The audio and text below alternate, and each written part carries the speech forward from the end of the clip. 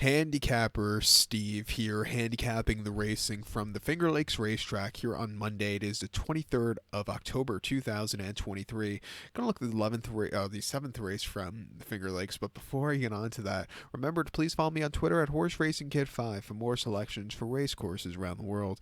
The seventh from the Finger Lakes, it is a starter allowance race, the North Warning Starter Series Final. It's going for a purse $25,000, race for horses entered in this claiming series for 3-year-olds and upwards. We have a field of 8 horses going the unique distance of ground here of 2,700 meters, or the distance of ground of a mile and 11/16 on the main track. So that's a mile and 5.5 furlongs. So just get that right. My top selection here. Gonna go with the 6-horse Count Frost. I'm gonna go 6-5-4-1 in the superfecta. 6-5-4-1 super. Top selection of the 6-horse Count Frost is 5-year-old gun by Frost Giant. Eduardo Camari trains. Abel Liscano gets the mount.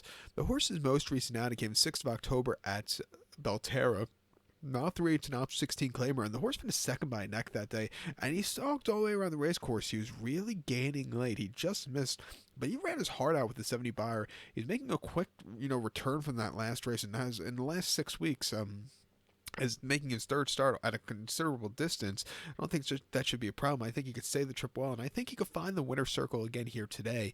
2 back here, Finger Lakes, 11th of September, a mile and a quarter on the good main track and a claiming 8, second leg of the series. He finished 6 by 4 1/4 lengths that day, and he just kind of stalked that day. He kind of hit the wall late. It just wasn't his day to win there late, and then off to 10 at Indiana over the mile 16th on the lawn, finishing 6 by 4 3/4 lengths. He just never really showed up. That was a very tough race. Those Indiana turf races tend to be very tough events, but he ran terrifically in Victor at Belterra on the 17th of August, a mile and claiming 7,500, winning by 3/4 length from a tracking trip. He really put on a show that day. His only victory in 2023, but he's, if you look at his form as recently, his buyers have definitely been getting better. Back to a staying trip, he should really do wonders. He's run nearly a mile and 11/16. He ran a mile 5.8 last November.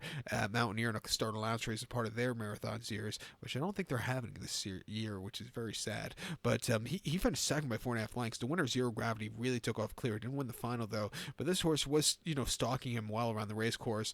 Prior to that, he ran a mile and a quarter Mountaineer where he just ran horribly, and then he was just facing too tough competition on the circuit. But since coming back, like I said, as of recently, his buyers being strong, he could definitely win. The 5-horse Kingfish, I think, is another horse that could win. His most 2 recent races have been over the mile and a quarter here at Finger Lakes.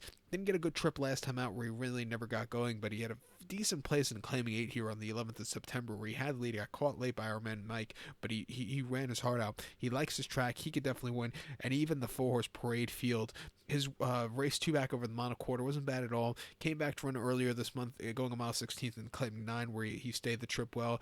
I think he should be forwardly paced. It wouldn't surprise me if this horse steals on the front end. Let's use him in this very wide open feature. But to recount my selection for the 7 from Finger Lakes, I'm going to take the 6-horse Count Frost, 6-5-4-1 super, 6-5-4 in your multi-race. So good luck to all. Please follow me on Twitter at HorseRacingKid5. Good luck, everybody.